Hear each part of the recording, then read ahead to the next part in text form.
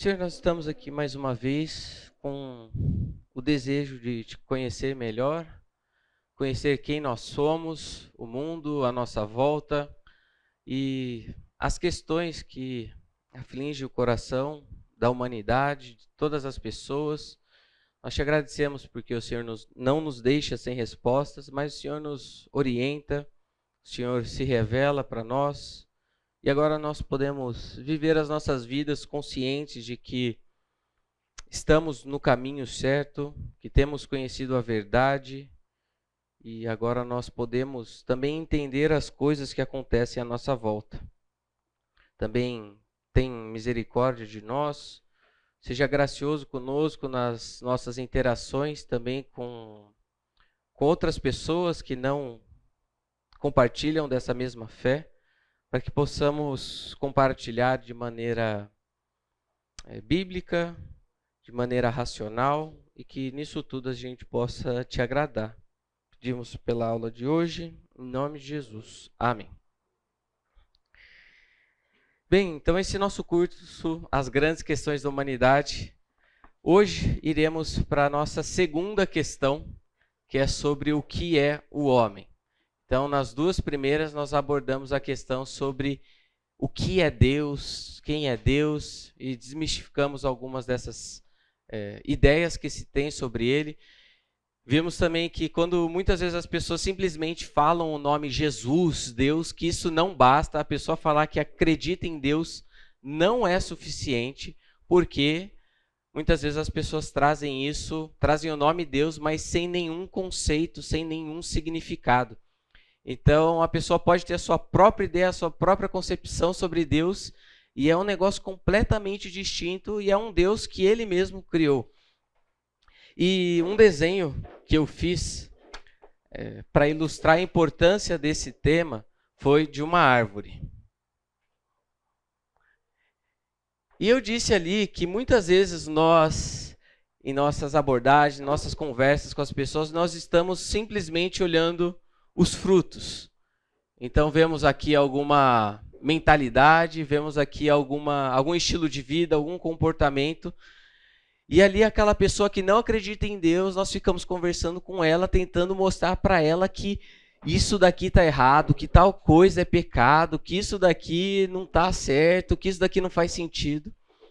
Mas esse fruto que nós observamos é simplesmente o resultado de uma raiz. Uma raiz que está aqui, e eu defendi que todo ser humano tem nessa raiz Deus. Então, todo ser humano é teorreferente, ou seja, a raiz de tudo que o ser humano faz é Deus. Só que isso pode ser de maneira positiva, ou seja, crendo nesse Deus que se revela, ou negando Deus. A pessoa que diz não crer em Deus, ela não é menos religiosa do que a pessoa que diz crer em Deus. Então, a questão de Deus é o fundamento de tudo que acontece na vida de um ser humano. E uma segunda questão, que eu creio que seja a segunda questão mais importante, é por isso que também vamos gastar 2 aulas nela, é justamente a questão sobre o que é o homem. E, novamente, vale aqui esse desenho falando que muitas vezes aquilo que a pessoa está defendendo, fazendo, pensando, sustentando acerca da realidade, às vezes tem na raiz um pouquinho mais em cima, às vezes um pouquinho aqui assim, mais perto do solo, a questão sobre o que é o homem. Então, às vezes a pessoa defende uma ideia completamente absurda sobre quem ele é. E eu acho que fica aqui o desafio para nós irmos justamente no cerne da questão. Primeiramente, vendo quem é esse Deus que a pessoa tem servido, adorado, se curvado, e depois entender também a percepção que essa pessoa tem sobre Deus, sobre si mesmo. Então, vamos prosseguir. As promessas de felicidade, de significado e paz, ou até mesmo de um sofrimento menor, não podem jamais ser cumpridas enquanto seu ponto de partida ignorar o único contexto de significado em que felicidade, significado e paz podem realmente existir ou ser entendidos. Isto é, coram Deu, diante de Deus, diante da face de Deus.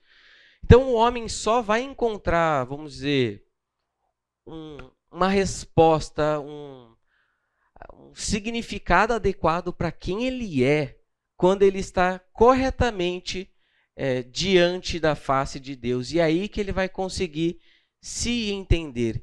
Então, aquilo que o homem tem em termos de expectativas, sonhos, desejos, paz, felicidades, isso daí ele só vai, vamos dizer, a chave só vai virar no momento em que ele está diante da face de Deus.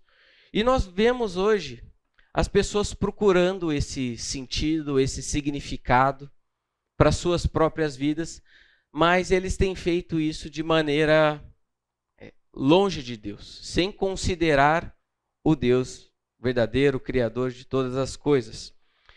Então a pessoa sai sem o Criador, ou seja, uma referência ao Deus, mas de maneira negativa ou de maneira distorcida, e aí ele vai em busca de entendimento sobre si próprio.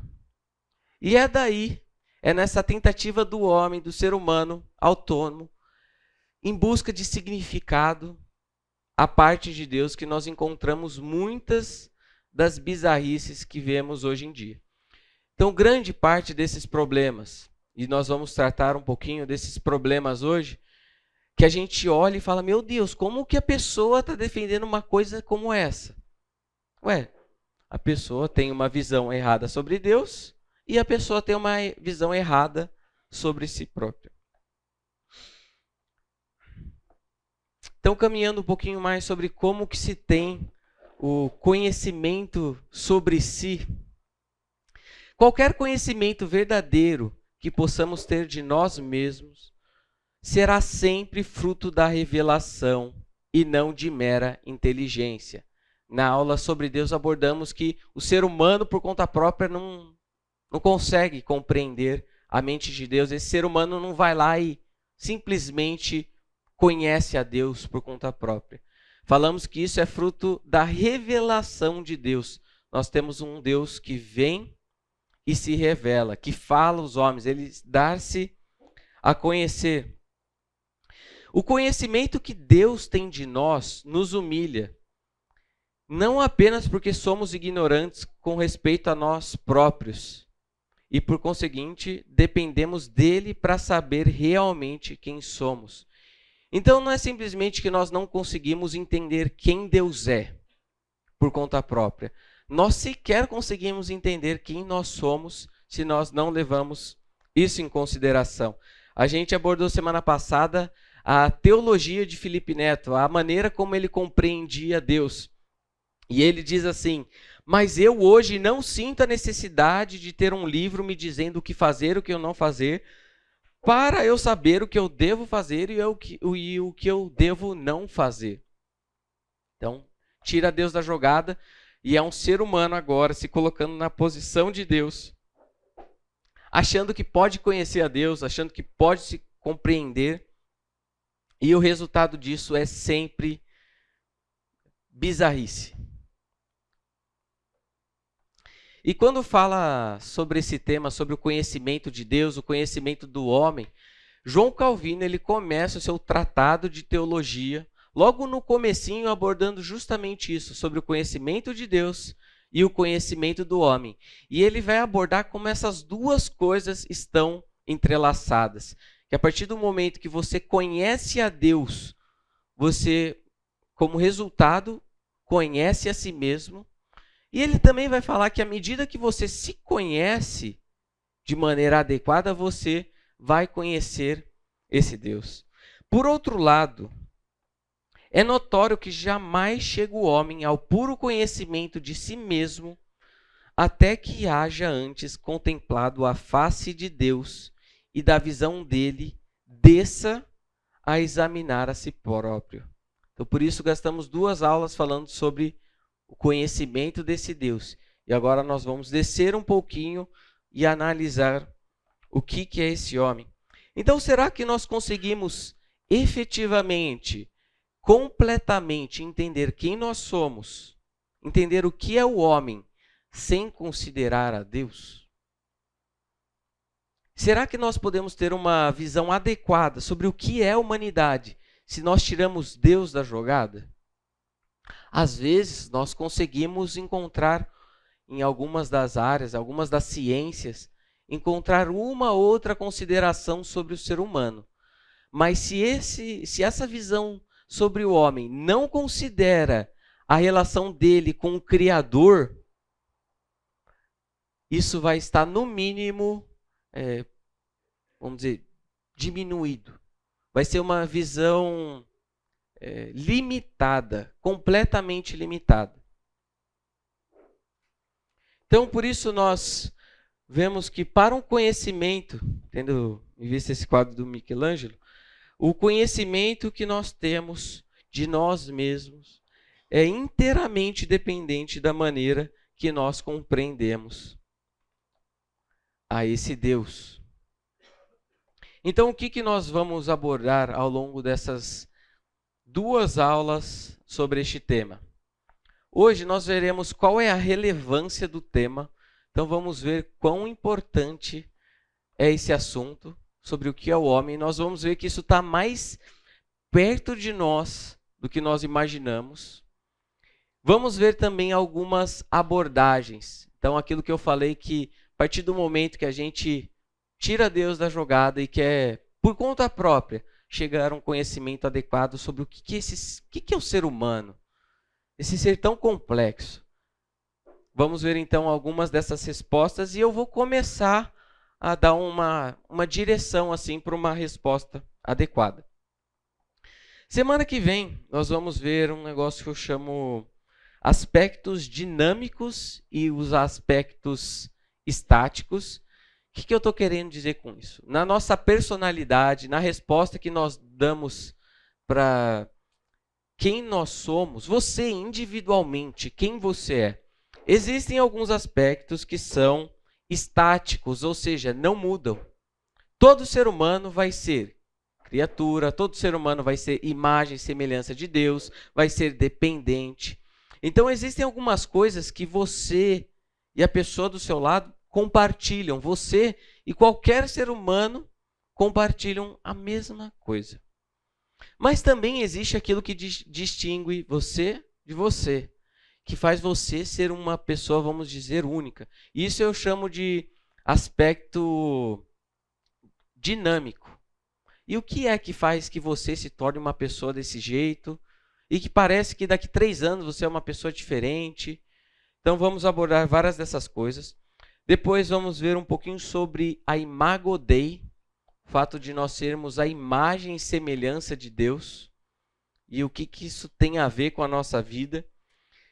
E vamos ver também que o fato de nós compreendermos adequadamente essa antropologia ou entender o que é o homem tem profunda implicação para a sua defesa da fé, para a sua interação com pessoas não cristãs.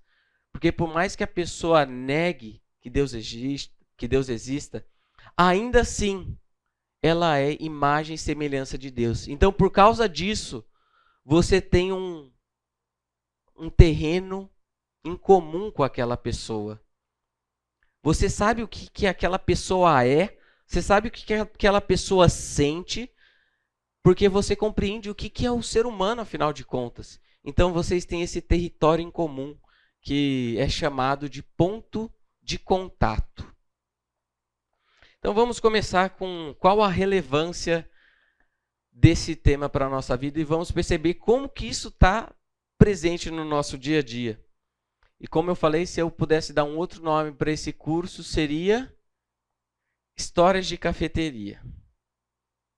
Porque tem justamente esse aspecto de temas, assuntos e conversas que você pode ter em um ambiente qualquer. Eu coloco aqui um ambiente de cafeteria que você pode ter essa interação com as pessoas e entrar nesses assuntos para chegar, então, às vezes numa defesa da fé, rebater, ajudar aquela pessoa a compreender o sistema que ela tem de compreender o mundo, como que aquilo está errado e apontar para a salvação em Cristo. Mas o que eu quero compartilhar com vocês agora é que esse ano eu participei de um evento que reuniu os melhores baristas do mundo. Então, barista é aquele profissional que prepara o café na cafeteria, que serve seu café, é a pessoa especialista ali em café. E eu participei ali daquele encontro com os campeões mundiais. Então, tinha uns 10 campeões mundiais ali, e eles preparando um café, cada um falava como que eles tinham feito, de onde era o café, tudo isso, como que ele fazia, qual que era a água, qual que era a receita da água que ele usava, nesse nível. E aí a gente provava e tudo mais, e esse evento tinha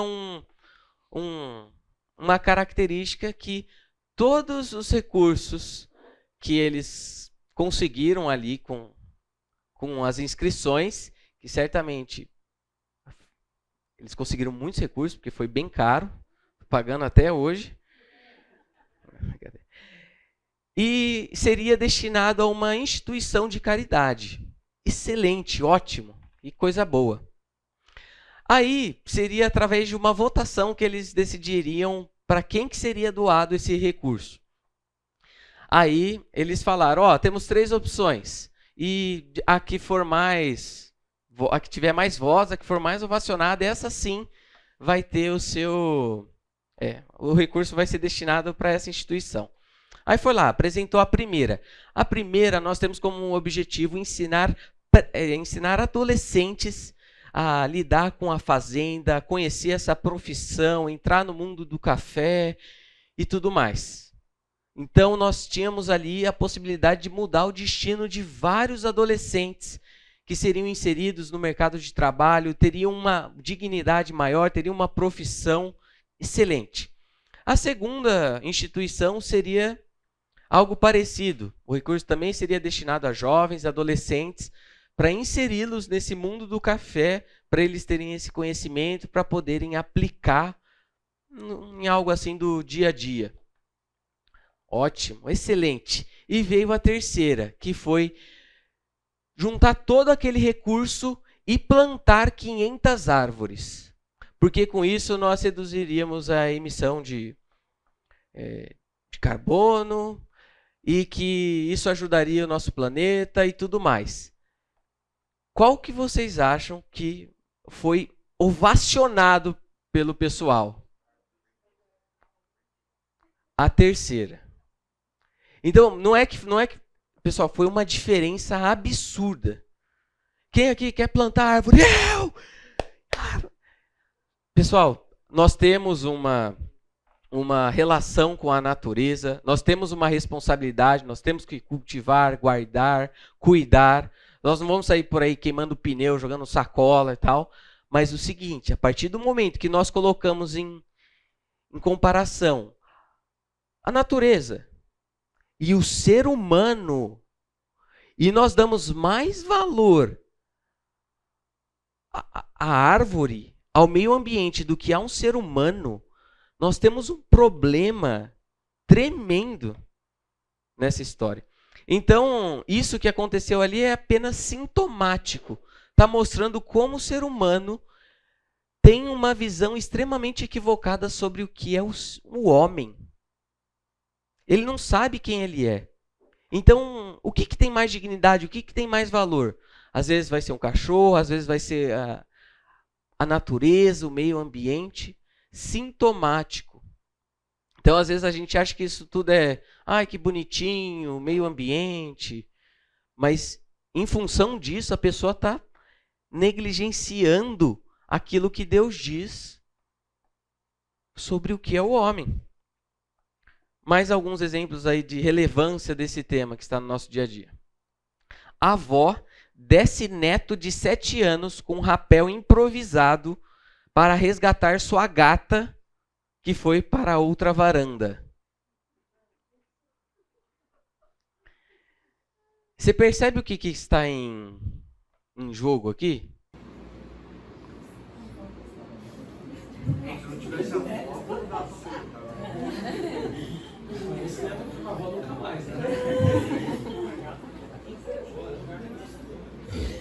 Outros assuntos que implicam numa visão sobre o que é o homem.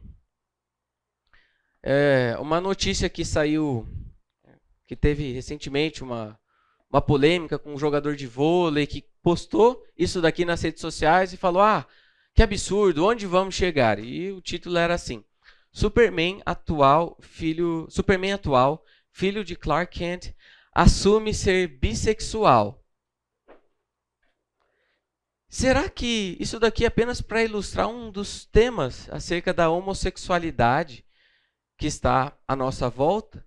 E que isso também tem a ver com a maneira que nós respondemos o que é o homem.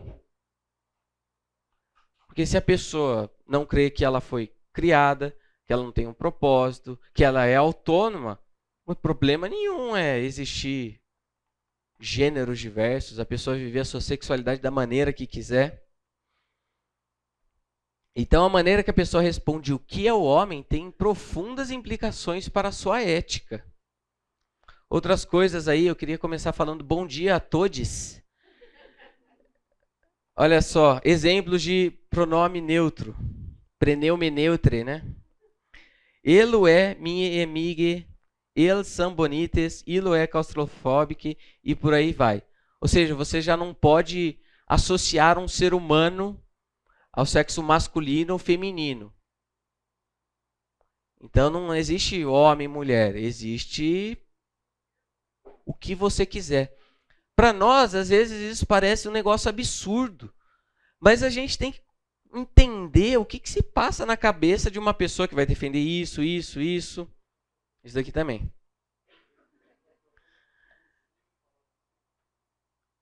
Então, perceba o problema. Então, às vezes, a gente acha que está nesse território em comum com a pessoa. Não, isso é errado, isso é absurdo. Novamente, a gente está olhando o fruto. Vamos olhar para a raiz. Entender como ele enxerga o que é Deus e o que é o homem. O que mais? Por que esse tema é relevante? Vou colocar aqui 4. Depreciação. Ao se dirigir para algum ser humano, vamos dizer, com xingamentos, em que a gente coloca, de alguma maneira, que a gente rebaixa aquela pessoa, você xinga alguém de, ô seu animal, seu jumento, e por aí vai. Vários animais são usados para xingamentos. Em última análise, quando você faz isso, você está insultando o próprio Criador que fez aquela pessoa. Então, a sua afronta, por mais que a pessoa seja não sei o quê, quando você se dirige a ela, por pior que ela seja, se você se dirige a ela de alguma maneira tirando a sua dignidade, a sua afronta é contra o próprio Deus. Até o pior ser humano que já existiu, ainda assim, ele é a imagem de Deus. O ser humano que é orgulhoso, ele, em última análise, esquece que ele é uma criatura. Ele acha que ele é o Deus, que ele sabe de tudo, que ele está acima de Deus, acima das pessoas. Ele se coloca ali naquela condição. Então, uma criatura orgulhosa é uma contradição de termos. Essa questão do animal e do humano, lá perto do estádio do Guarani, geralmente tem ali na Norte-Sul também, tinha o costume de ficar um mendigo que andava com um cachorro nas costas. Não sei se vocês já viram. Esses dias eu vi um mendigo também que ele estava com uma galinha. Mas o que acontece? A nossa reação, geralmente, nesses momentos, é quando a gente para ali, a gente fala, cachorrinho, será que ele está comendo direito? Será que ele tem ração? E geralmente esses mendigos que têm um cachorrinho são os que recebem mais atenção. Olha como nós somos equivocados. A gente vê o ser humano ali, beleza e tal. Mas aí vê ele com um cachorrinho, o cachorrinho, tadinho. Será que está com frio? O que é isso? A gente está colocando em balanças erradas. E também a maneira que o ser humano encara o trabalho. Foi dado ao ser humano essa capacidade de, diferente de qualquer outra coisa, de construir, de criar, de estabelecer novas coisas. Então tem algumas coisas que eu olho, que o ser humano criou e eu falo, meu Deus do céu, que demais. Então quando o ser humano vai lá e aplica aquilo que Deus deu, o resultado disso sempre é constância, é algo positivo para a sociedade. Mas se o ser humano acha que está aí, sem nenhuma missão, ele só está aí para aproveitar, isso também, a sua antropologia tem significado também na maneira em que a pessoa encara o seu trabalho. Não estando satisfeito, vamos continuar vendo por que esse tema é relevante para as nossas vidas. Anthony Hockman, num livro de 86, ele já levanta algumas dessas questões. Práticas como a inseminação artificial, bebês de proveta, aborto, controle químico da conduta, eutanásia, engenharia genética e coisas como essas levantam dúvidas a respeito da dignidade humana. Então, algumas dessas questões, nós não vamos entrar em detalhes de cada uma aqui, se essa questão já foi, vamos dizer, ultrapassada, se já chegamos a alguma resposta, coisas que às vezes em sua época já ainda eram muito novas. Mas a questão é que em tudo isso é a dignidade do ser humano que está em jogo. Então, às vezes nós estamos aqui, discutindo aborto, controle químico de conduta, eutanásia. Não, mas isso é errado, isso não pode, não sei lá o quê. Mas a gente tem que entender que a pessoa só defende aquilo porque ela tem certamente uma visão distorcida sobre a dignidade do homem. O que uma pessoa pensa a respeito dos seres humanos é de importância determinante para o seu programa de ação. Dependendo da maneira que a pessoa se entende, ela vai começar a agir em torno disso, procurando ser coerente com a ideia que ela defende. Mas a gente vai ver que uma pessoa, por exemplo, que defende que o que existe é a matéria somente, o ser humano. O que é o ser humano? O ser humano é matéria, é só matéria. Essa pessoa vai procurar ser coerente com aquilo, mas ela não vai conseguir viver de acordo com aquilo que ela diz. O alvo do marxista, por exemplo, está enraizado em sua concepção do homem. Coloco isso daqui a nível de exemplo. O mesmo pode ser dito do programa de um revolucionário político, que pode não ser um marxista. O recente movimento feminista também está enraizado num determinado entendimento da pessoa humana, particularmente da relação entre homem e mulher. Outras coisas, racismo, ou que seria uma terminologia mais adequada, acepção de pessoas. Por que nós, de acordo com a sua raça, às vezes com a sua etnia, a gente trata de maneira diferente? Por que nós, às vezes, tratamos de maneira diferente também uma pessoa que é gravemente ferida ou debilitada?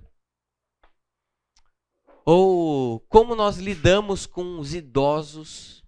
Tudo isso tem a ver com a maneira que a gente entende o que é o ser humano. Ou então, como a gente vai interagir com certos comportamentos patológicos, atrelados com comportamentos pecaminosos, em que às vezes a pessoa vai estar lá no tribunal depois de ter cometido uma série de abusos, uma série de canibalismo. Tem uma série aí que está falando sobre isso recentemente. Mas aí o juiz vai lá defender aquela pessoa que fez um monte de atrocidade. E o que ela fala não é que a pessoa tem uma questão química, a pessoa está doente. Mas será que é isso a única coisa que existe?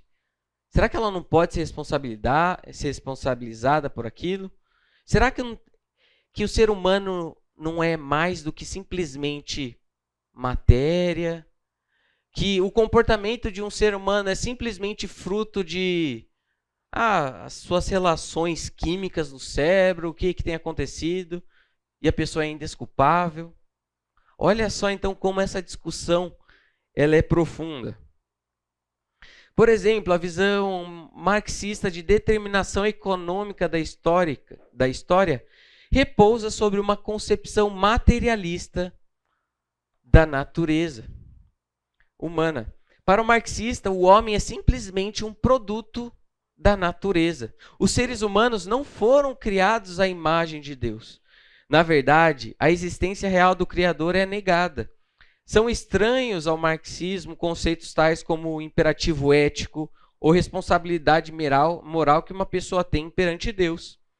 Os humanos são parte de uma estrutura social. Os males surgem, olha só, os males que existem surgem daquela estrutura e podem ser eliminados somente por mudança, não no ser humano, mas na estrutura.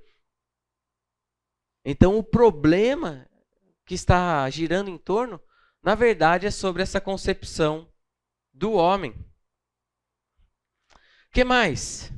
Você ainda fica surpreso quando você observa uma maldade, uma atrocidade cometida por um ser humano?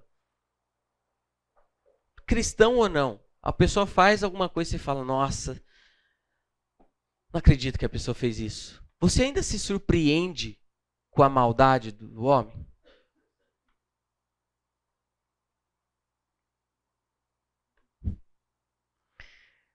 É claro que algumas pessoas, e vale a pena tratar sobre isso, algumas pessoas têm tendência para praticar mais alguma coisa do que o outro. Mas o fato é que, de acordo com as Escrituras, nós temos a potência para realizar os maiores males possíveis. A tendência em que para que isso varia. Mas a potência para o mal todos nós temos. Mas se por um lado nós olhamos essas desgraças causadas pelo homem, e alguns chegam e falam, não, o ser humano é um animal, é um bruxo, é um monstro. Não quero contato, vou viver isolado numa montanha. Só que por outro lado, o que nós temos? As maravilhas causadas por esse homem. Então esse mesmo ser humano, que é às vezes um monstro, às vezes você olha e fala, nossa, o ser humano, olha só o que ele fez, olha só o que ele criou. Então, alguns feitos da medicina, da arquitetura, as descobertas científicas, no fundo nós temos um ser humano que foi lá e fez algo e a gente se espanta com isso. Então, por todos os lados, parece que o ser humano deixa suas pegadas, tanto da sua maldade quanto da sua maravilha. E aí está o perigo de nós, muitas vezes, considerarmos mais uma coisa do que a outra. E sabe quem que nos responde de maneira adequada sobre isso? Pascal. Olha só o que ele fala.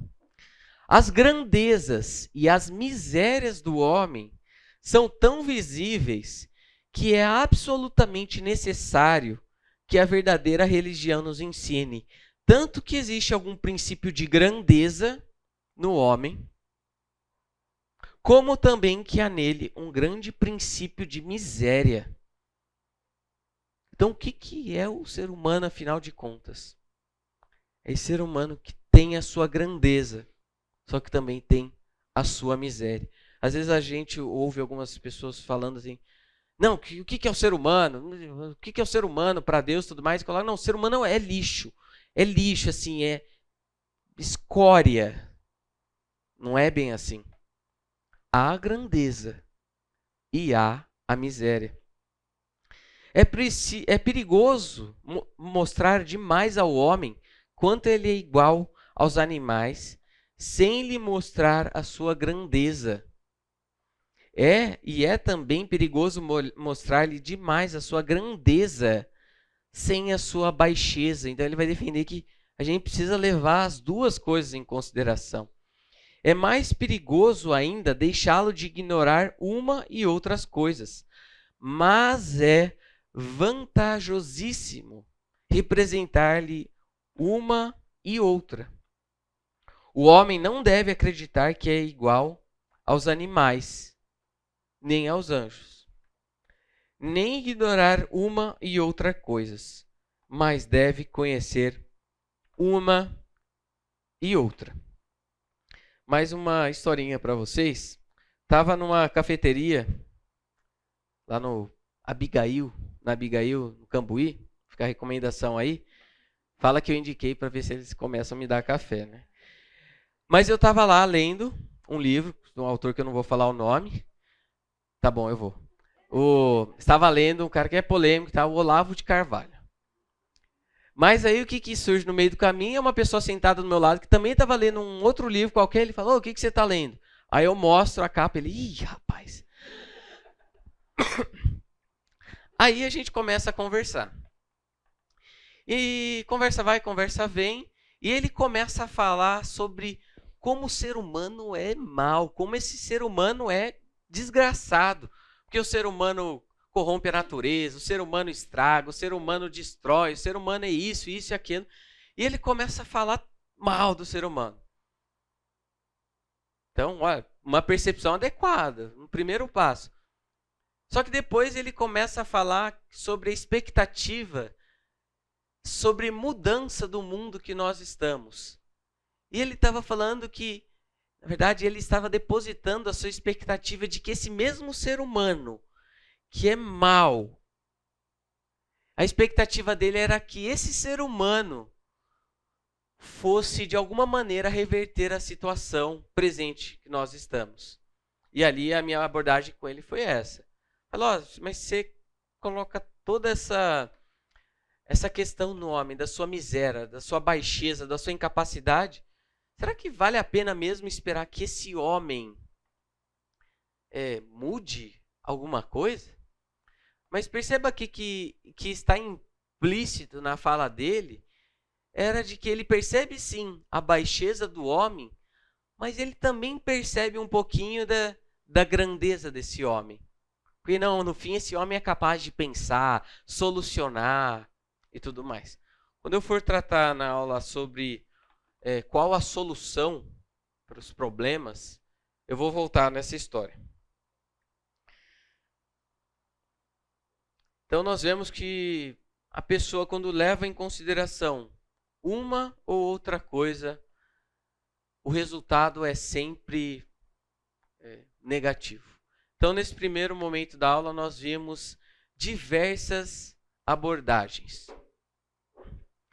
E nós vimos, na verdade, qual que é a relevância desse tema. E eu acho que até aqui vale a pena levar em consideração esse tema da antropologia, ou o que Deus diz sobre o que é o homem. Só antes de irmos para o intervalo, até aqui alguma interação, alguma pergunta, algo que queira compartilhar conosco? Alguma história que você tem aí em cafeteria e tal?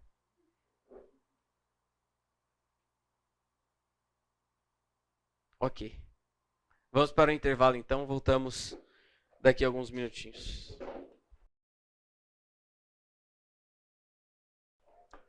Até aqui a gente teve a parte legal da aula. Agora a gente vai para uma parte um pouquinho mais técnica, trazendo algumas abordagens com relação a esse tema. Mas se você, em qualquer momento, tiver alguma dúvida, alguma questão, alguma interação, por favor, é só levantar a mão. Acho que a gente tem crescido bastante aí com as interações de vocês ao longo da aula. Uma das coisas que eu falei um tempo atrás é que uma das tarefas da apologética, dessa defesa da fé, é justamente você tirar o telhado da pessoa. Essa é uma expressão usada por Francis Schaeffer, com a ideia de você fazer a pessoa lidar com as implicações daquilo que ela fala, daquilo que ela defende. Então, você vai pensar igual aquela pessoa pensa e você vai ajudar a pessoa a chegar às conclusões lógicas daquilo que ela está defendendo. Então, será que ela consegue realmente viver coerentemente com aquilo? Então, trazendo um pouco de base para aquilo que a gente vai falar, sobre esse sentimento da criatura em definir as coisas à parte de Deus. Então, sem considerar aquilo que Deus fala, mas esse ser humano, vamos dizer, autônomo, onde que isso surge? Lá no jardim, Gênesis 3:5. Deus sabe que, quem está falando aqui é a serpente. Deus sabe que no dia em que dele comerem, seus olhos se abrirão e vocês serão como Deus, conhecedores do bem e do mal. Então, eu falei para vocês que o que chama a atenção aqui da mulher não é o fruto em si, mas é aquilo que ele viabiliza. Então, nessa proposta mentirosa da serpente, é de que eles seriam como Deus. Então, se tem um Deus que me diz o que é certo, o que é errado, o que é bom, o que é justo, como que eu devo viver minha vida, eu não preciso mais desse Criador. Você tira ali Deus da jogada e o ser humano se coloca ali. E é esse ser humano, então, que passa a dizer o que é bom, o que é ruim, o que é certo, o que é errado e como que deve viver a sua vida. Então, esse sentimento de autonomia do homem surge aqui. E o que acontece depois que acontece não é que eles efetivamente se tornam como Deus. Lembra que é uma proposta da serpente, é uma proposta mentirosa. Mas o que aconteceu depois daqui foi que os seres humanos passariam a viver as suas vidas achando que são deuses. Então isso é algo que você não precisa ensinar para ninguém. Todo ser humano, aquela criancinha já nasce achando que ela é rei. Então, o filme lá do Jim Carrey, que ele assume a posição de Deus Todo-Poderoso. É justamente isso. É a pessoa que está incomodada com tudo, que acha que faria diferente se ele fosse Deus. Nós vivemos dessa maneira. Todos aqui são criaturas achando que são criadores, que são criador. A queda do homem foi uma tentativa de independência de Deus em cada aspecto da sua vida. O homem buscou seus próprios ideais de verdade, bondade e beleza em algo fora de Deus, diretamente dentro de si mesmo, ou indiretamente no universo ao seu redor. Originalmente, o homem havia interpretado o universo sob a direção de Deus, mas agora buscava interpretar o universo sem referência a Deus. Então agora, após a queda, o ser humano passa a tentar entender a si mesmo a parte de Deus. Ele busca a sua identidade em si mesmo ou fora de si. Então, algumas abordagens, juntamente com algumas implicações dessas abordagens. Protágoras de Abdera e o seu relaxicismo, ele que foi um dos primeiros dos sofistas, ele tem uma frase que é extremamente conhecida, famosa. Alguém lembra qual que é?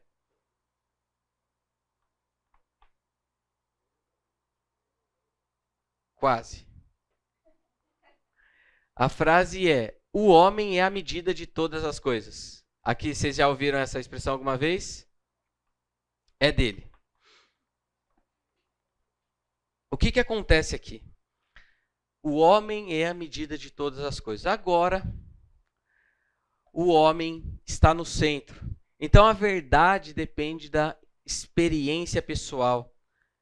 E Protágoras conclui que qualquer afirmação era sempre relativa a um ponto de vista.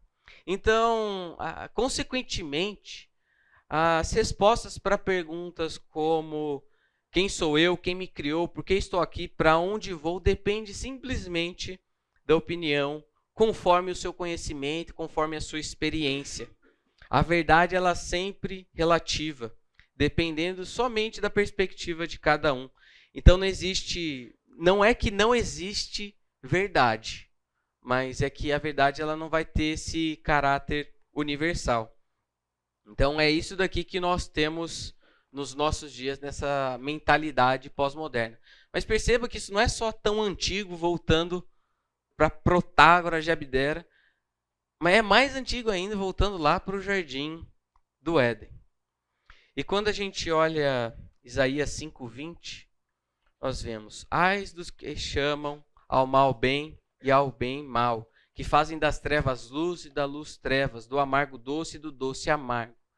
Então esse ser humano, quando se coloca no centro e passa a definir as coisas por si só, a parte de Deus, uma das implicações é justamente o relativismo ético, moral, existencial, também com relação à sua própria identidade, é o relativismo. Mas nisso a gente olha para a criação de Deus e vê que Deus carrega a sua criação de normatividade. O que significa isso? Deus criou as coisas e as coisas funcionam de determinada maneira e elas carregam essa sua norma. Então, aquilo que Deus diz que é bom, é bom. Aquilo que é mal, é mal. Até coisas relacionadas à beleza, algumas coisas que a gente tende a subjetivar muito. A estrutura que Deus criou o universo é carregada de normatividade e essas normas, o seu funcionamento derivam de Deus e não aquilo que o ser humano acha. Então, o resultado é quando o ser humano quer fazer as coisas por conta própria, sem levar em consideração Deus, o resultado é sempre a incoerência, é sempre a instabilidade. Uma outra visão, que a gente já tocou nela um pouquinho, é o materialismo.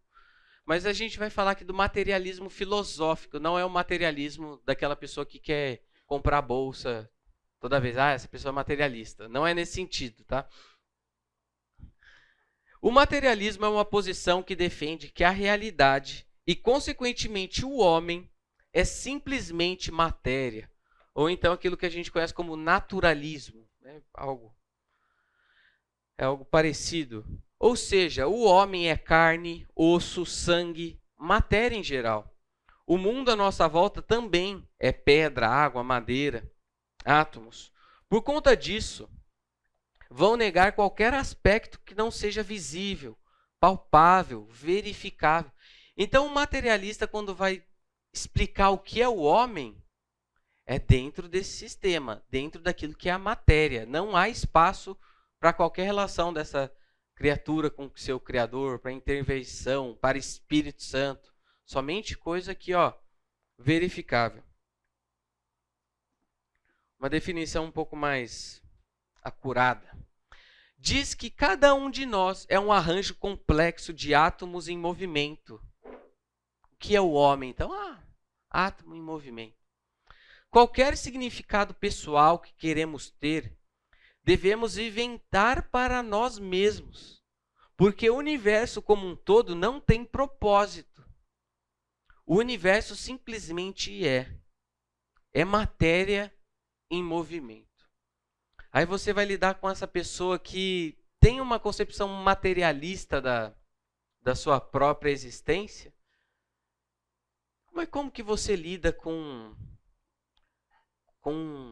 um filho ou com a sua esposa? Será que seu filho, sua esposa é tão matéria quanto uma cadeira? Você é tão cuidadoso com um celular, uma mesa, quanto você é com seu filho? No fim, é tudo pau, pedra, carne, osso, tudo a mesma coisa, é matéria. Então, quando uma pessoa morre, por que você está chorando? Você queima essa madeira, por que você não chora? Será que não tem algo a mais que explica? Será que o ser humano não é algo além da matéria? Num livro de Ayn Rand, A Revolta de Atlas, tem um determinado momento que o diálogo acontece assim, entre duas pessoas. Não, esqueça. A senhora está só se enganando. A respeito de quê? De achar que qualquer coisa vale alguma coisa. É tudo pó, moça. Tudo. Pó e sangue. E só não acreditar nesses sonhos que enfiaram na sua cabeça e que a senhora não sofre. Então, a ideia dessa complexidade do ser humano que sofre. Não, você só está sofrendo porque você está se apegando às coisas. Não, se você olhar tudo como matéria, você não vai sofrer tanto. É mais fácil. Que sonhos? As histórias que nos contam quando a gente é criança sobre o espírito humano. Sabe essas historinhas infantis e tal? Deixa tudo isso de lado. Não existe tal coisa. O homem não passa de um animal vagabundo, sem inteligência, sem alma, sem virtudes nem valores morais. Um animal que só tem duas capacidades: comer e se reproduzir. Então essa é uma descrição materialista do que é o homem. Muito presente também nos nossos dias. Mas vale aí a ideia de nós ajudarmos as pessoas vamos dizer, a tirar o telhado delas, porque ela perceba a inconsistência. Alguma interação com esse texto, algo que é colocado aqui? Falando sobre isso, eu penso muito em quem apoia o aborto, né? Tá pensando que aquele ser humano, né, nada mais é do que o pó e sangue. Então a gente teve aí um caso de um bebezinho que foi abortado com 7 meses de gestação. Né? Então assim, como que isso não pode ser um absurdo? Porque as pessoas pensam que é apenas pó e sangue, não é nada. Né? Exato. Então a pessoa está trazendo para essa aplicação ética dela simplesmente a visão que ela tem sobre o que é o homem. Então, se o homem não é criado por Deus de maneira assombrosa, que não é só pó e sangue, bem lembrado. Ô, Lisboa, eu acho isso, né? É válido dizer que existe uma linha que não pensa isso a respeito de todos os seres humanos, mas que pensa isso a respeito de uma parcela da sociedade. Então, no passado a gente teve um exemplo bem claro disso, encabeçado por Hitler e Mussolini, quando diziam que os seres humanos que não eram arianos eram sim menos do que seres humanos, eram pó e sangue, mas hoje é possível identificar esse tipo de discurso a respeito de quando uma parcela da sociedade fala a respeito de outra contra a qual tem preconceito. Então, é muito comum, por exemplo, o universitário militante ser referido como algo inferior a uma pessoa bem representativa na sociedade. Ou então, quando pessoas que fazem parte de grupos militantes sociais se referirem ao estereótipo do homem branco patriarca como sendo algo menor do que um ser humano. Então, é claro que existem as implicações mais óbvias, que a gente conhece, como a irmã mesmo citou, do aborto, mas no próprio discurso que permeia o tecido social, existe uma tentativa de reduzir determinadas parcelas da sociedade a algo menor do que um ser humano, na tentativa de deslegitimar um discurso. Excelente. Lisboa, também é interessante que o materialismo também pode estar implicando naquela questão, não sei se você lembra daqueles drones assassinos americanos, suicidas, eles pegam um drone não tripulado, daí tacam numa casa ali no Oriente Médio, né, que eles conhecem um alvo inimigo, e mata ali 30 homens. Então, como ele não é tripulado, um cara que está lá na Nova York pode tripular esse drone e tacar ele nessa casa, porque ele não tem esse contato com aquelas pessoas, né. Daí tem uma charge, aqueles vídeos curtos, sabe? Que mostra um cara fazendo isso, acordando, matando lá 30, 40 homens, e levantando como se não fosse nada, fosse um videogame. Então é como se aquelas pessoas fossem nada, pode ser. Eu vou acabar com as pessoas, assim como eu acabo com uma casa, uma construção. Não. É efeito colateral, Na Segunda Guerra, tinha a famosa história dos kamikazes, né? Um vídeo documentário sobre a Segunda Guerra que fala o outro lado dessa história dos kamikazes, né? Que eles eram escolhidos, né? Como obrigados a ir, e eles eram drogados para fazer isso, porque muitos não queriam de jeito nenhum. Então acho que até aqui a gente consegue ver como esse tema da antropologia responde a muitas dessas questões que nós estamos rodeados. Um outro amiguinho nosso, o Sartre e o existencialismo. Ele que foi um dos pais do existencialismo lá na França.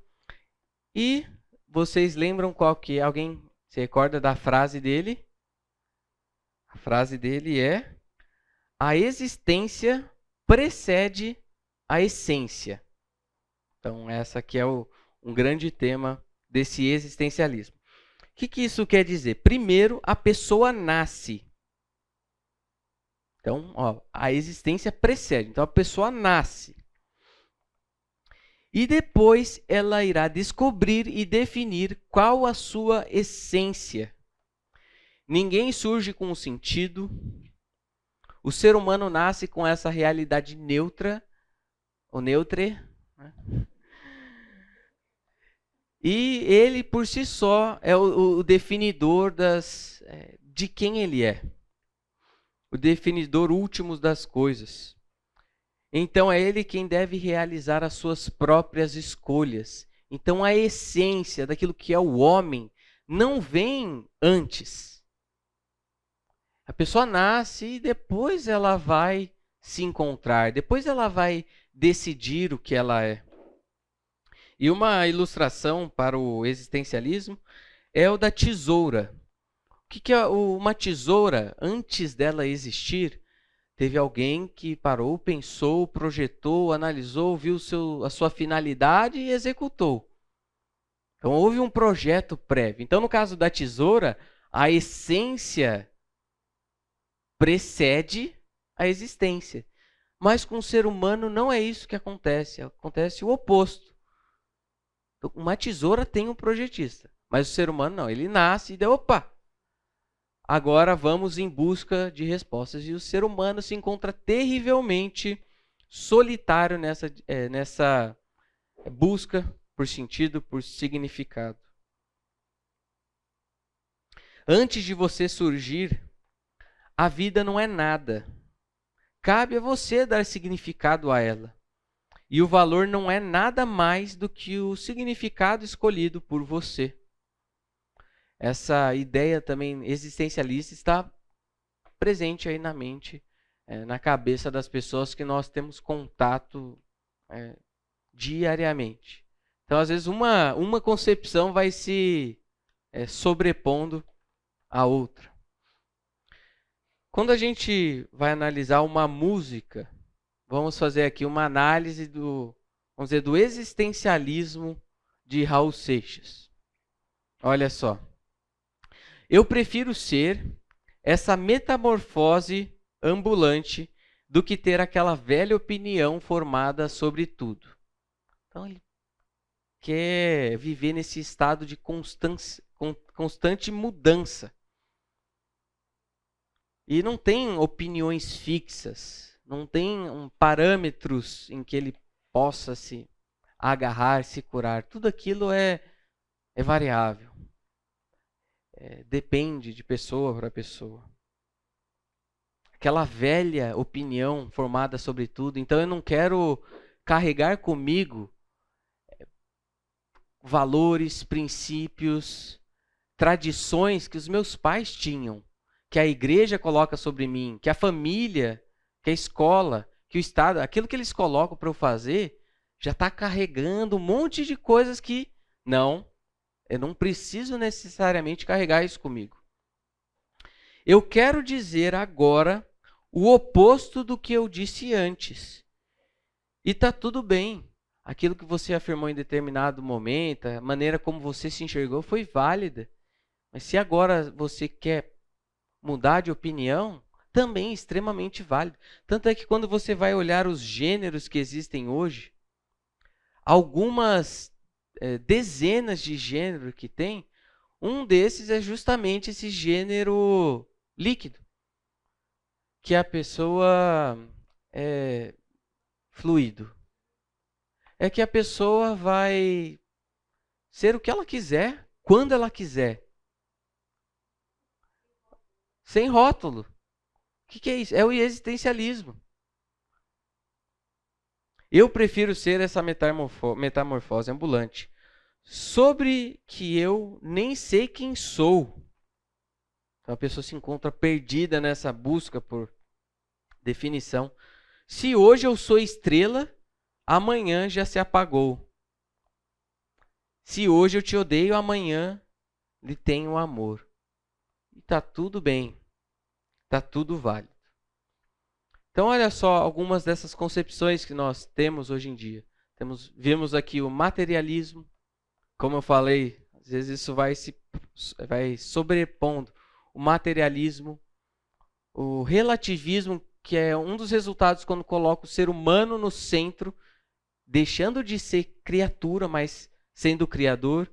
E agora o existencialismo, esse ser humano em busca de respostas para a sua própria vida. E agora eu quero mostrar algo que um pensador holandês, Herman Doivert, propôs e que nos dá uma direção, começa a nos dar uma resposta, caminhar para uma resposta em direção sobre o que é o homem, para identificar o que está de errado com essas propostas que a gente viu. Fala, Alexandre. O legal dessa letra do Homo Sapiens, o que ele pensa, né, é que você consegue ver na vida dele exatamente, ele viveu isso, e você pode ver as consequências. Da forma que ele viveu e da forma que ele morreu. O que você consegue compartilhar aí pra gente da biografia dele? Porque ele foi um cara que viveu essa vida sem regras mesmo, então ele tem N famílias e filhos em lugares diferentes. Ele não se relacionou muito bem com essas famílias que ele teve. Ele morreu só, muito prejudicado com a saúde, né? Morreu bem inchado, inclusive. E ele foi um trapo humano no fim. E ele seguiu justamente o que ele estava dizendo. Eu vou mudando conforme ele. Estou vivendo nesse momento, o que vale, acabou. Olha que diminuição daquilo que é o homem. Ele chegou a não ser reconhecido no show, né? Acharam que ele era um sósia dele mesmo. Pesado. Então, algo que o Doivert propôs é algo chamado os aspectos modais. E ele vai dizer que a realidade ela é composta por 15 aspectos. Tudo que você olhar na natureza, tudo que existe é composto por 15 aspectos. Mas eu não vou entrar em... É algo extremamente, vamos dizer, louco isso daqui.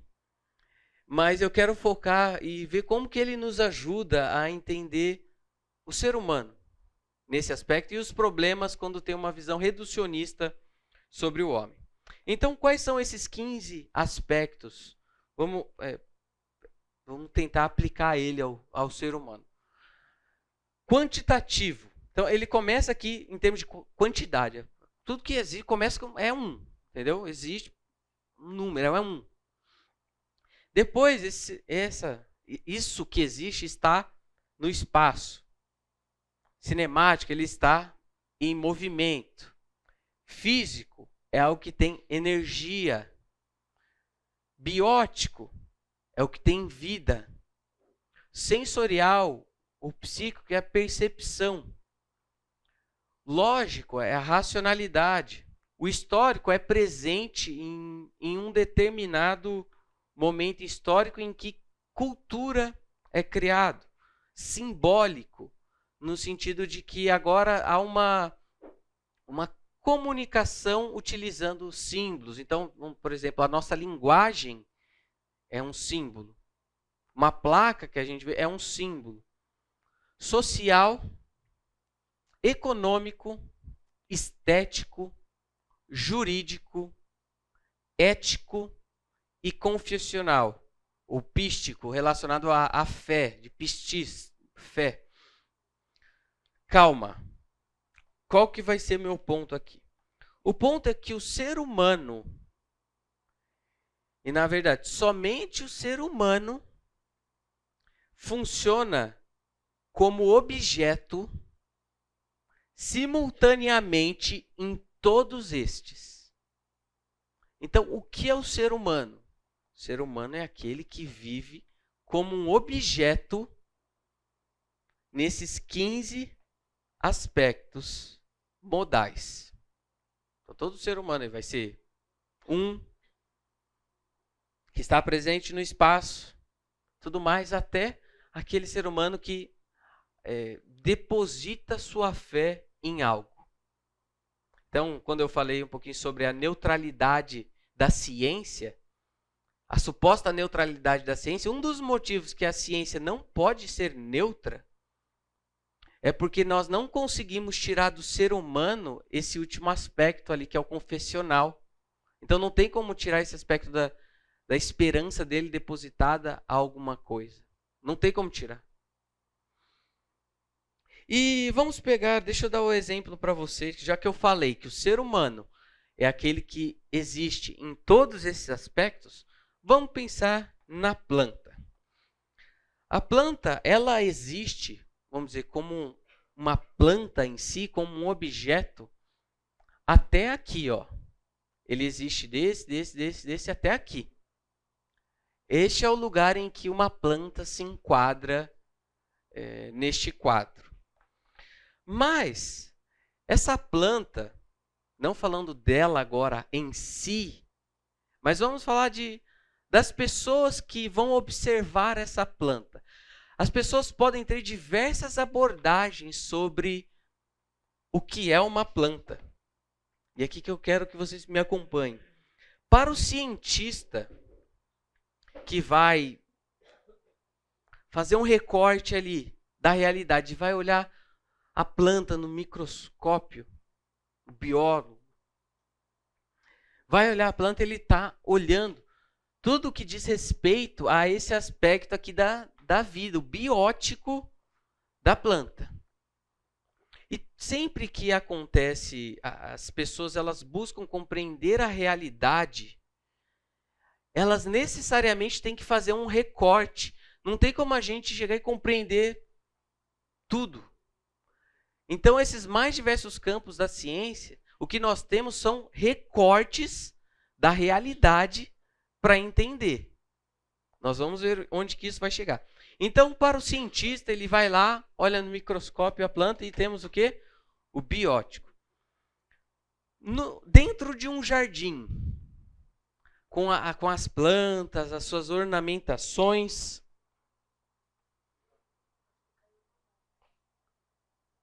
mas não tem problema aqui, não. Tá tranquilo. Para um jardim, qual que é a função que uma planta tem? Estético. Então, a planta, quando analisada, quando você olha ali na realidade do jardim, o que a planta existe ali é para estética. Para o dono da loja de plantas, é o quê? Econômico. Em uma disputa por território, uma fazenda que você tem, na sua casa, que o território ali está meio que demarcando com uma planta, tem umas árvores ali, e a pessoa fala que aquilo pertence ao lado dela, você fala que é o seu. Isso é o quê? É jurídico. Então, uma planta, uma árvore, ela pode existir tendo essa função, vamos dizer, existindo juridicamente. Para aqueles que tiram de uma planta, de uma flor, os seus óleos essenciais. E com ali nós temos o cheiro. E aquele cheiro tem inúmeros benefícios para a sua vida. Onde que nós estamos? Sensorial. Em todas essas abordagens, olha só, a gente está falando de uma planta. Há o que? Um recorte. Então, em cada uma dessas abordagens, a pessoa pegou uma desses aspectos e fala, opa, é isso daqui que existe. A ilustração desse princípio que eu estou falando aqui, pensa na pessoa do seu trabalho, que ela acha que a única área que existe, a única coisa que importa na empresa toda é é na área que a pessoa trabalha. E a pessoa, o que ela faz? Ela faz esse reducionismo e ela acha que tudo que existe, vamos supor, é marketing. Então, tudo para a pessoa é marketing. Não, porque é marketing, né? A marketing é a alma do negócio. E a pessoa só consegue olhar aquilo, enquanto nega todos os outros aspectos de uma empresa. Não, o que existe mesmo porque é o marketing. Tudo é um marketing. O que nós temos aí? Um reducionismo. A pessoa que pega um aspecto da realidade e acha que aquilo é tudo o que existe. Então, qual que é o nome que a gente dá para isso? É da absolutização daquilo que é relativo. O pessoal olha para alguma coisa e fala, não, isso é tudo que existe. Isso é a única coisa que importa. É isso.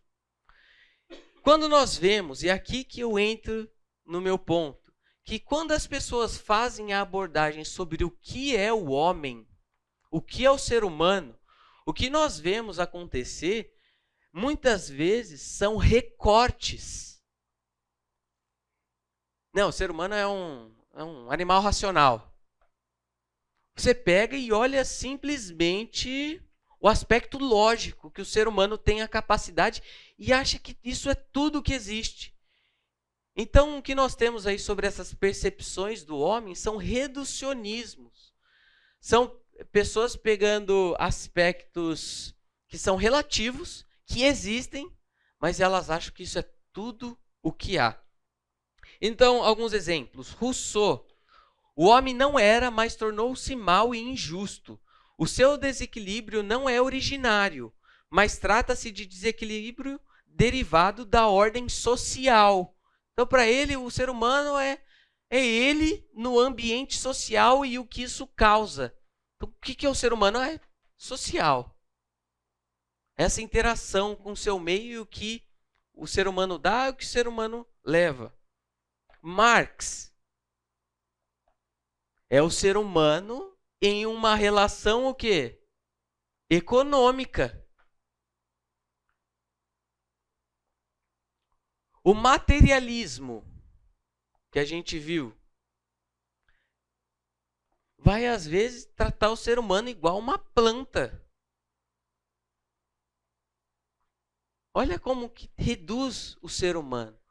Lembra que eu falei, o ser humano ele existe em todos esses aspectos simultaneamente. Às vezes quando a gente percebe algumas abordagens psicológicas, que, claro, tirando Deus da jogada completamente, em que você vai ter que responder o que há de errado com o homem, de onde ele veio, por que o ser humano é assim. Certamente, essas teorias seculares sobre a natureza do homem, o que é o homem, jamais poderão ir além desse homem natural. Essas abordagens não vão olhar o ser humano em tudo aquilo que ele é, tudo aquilo que a gente foi criado para ser. Então, às vezes, essas abordagens, essa maneira em que algumas vertentes da psicologia vão olhar, como se o ser humano parasse aqui, sensorial ou psíquico. Não, nesse momento, eu estou falando daquilo que vai negar que Deus existe, que o ser humano só está mal porque tem isso, tem aquilo. Faz parte o aspecto psíquico da pessoa? Faz. Faz parte o biótico? Faz. O econômico? Sim. Mas o problema é que muitas dessas abordagens fazem esse recorte para conseguir compreender um pouco a criação de Deus e esquecem o que é o ser humano. Por exemplo, alguns cientistas são de tal forma impactados com as regularidades em padrões de comportamento na pesquisa de duas ou mais esferas, dessas esferas aqui, que eles frequentemente dizem. Então, uma área de pesquisa vai lá e fala: encontramos a chave para a estrutura do universo. Outros pesquisadores, fascinados pelo aspecto com o qual se tornaram íntimos em seus campos de estudo, tendem a reduzir os outros aspectos a este em particular. Nossa, isso é demais. É o cara do marketing da sua empresa. Isso é demais. Então o pessoal, às vezes, que está lá na universidade fazendo suas pesquisas, procurando entender o que é o homem, ele vai lá e faz o recorte da sua área. Insuficiente. Esta aplicação expandida da metodologia de uma ciência a outras disciplinas, ou seja, quando uma pessoa pega um aspecto, estuda isso e acha que isso se sobrepõe a tudo o outro, é a origem dos chamados ismos. Um ismo é uma absolutização, lembra aquilo que eu falei? É uma absolutização de algo que é apenas relativo. Entre tantos outros, o homem moderno adota o materialismo, o biologismo, o psicologismo, o logicismo, o historicismo. São pessoas querendo compreender o homem. E compreender o ser humano é tão difícil que, por mais que todos esses campos de estudo tentem, eles até podem chegar a uma conclusão acertada, mas jamais completa. Eles podem até dar um direcionamento, ajudar a entender isso ou aquilo, o relacionamento do homem em seu contexto, o homem e a economia. Mas somente as Escrituras, com a revelação de Deus, com esse conhecimento de quem Deus é que a gente consegue perceber o que é esse ser humano. E não cairmos, então, em aspectos reducionistas. Então, qualquer tentativa de conhecer a Deus que não parte do Deus Criador, Todo-Poderoso, é impossível chegar a uma resposta adequada. Ela pode estar, sim, parcialmente certa, mas não vai entender o que é o homem na sua completude. Na revelação de Deus nós temos isso. E é assim, é por Ele, na verdade, é dele, por Ele e para Ele todas as coisas. Nós entendemos quem nós somos, de onde nós viemos, por que estamos aqui e para onde vamos. Ok? Vamos orar. Senhor, nós te agradecemos porque diante de um tema tão complexo sobre o que é o homem, o Senhor não nos deixa sem resposta e nos diz que fomos criados com um propósito e com um fim, com um caminho para trilharmos, um lugar para chegarmos e com uma direção. Obrigado, Pai. Nos ajude a entendermos essas visões deturpadas sobre o homem, ou essas visões que, por mais que estejam acertadas, estão incompletas. E que isso nos ajude na nossa compreensão de quem somos, que possamos ajudar e auxiliar as pessoas à nossa volta que vivem de maneira a reduzir um ou outro aspecto da sua existência por conta dessa visão que adotaram sobre o ser humano. Que sejamos instrumentos do Senhor nesse processo. Dá-nos a gratidão por termos sido alcançados por Ti e que podemos agora compreender a Sua criação e que nós estamos dentro dessa Sua criação. Deus abençoe, fique conosco ao longo dessa semana, em nome de Jesus. Amém.